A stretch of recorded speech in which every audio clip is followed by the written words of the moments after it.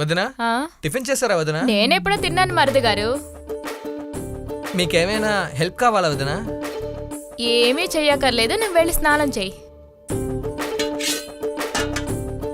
లేదు, చాలా పాప మీరు ఇంతగా కష్టపడుతున్నారే అందుకని. ఇప్పుడు నీకు ఏం కావాలి? నాకేం వద్దు. ఆ అమ్మాయి పేరు కావ్య, సొంతూరు విజయవాడ. చాలా జొల్లు ఖర్చుకోకు, వెళ్ళి స్నానం చేయి.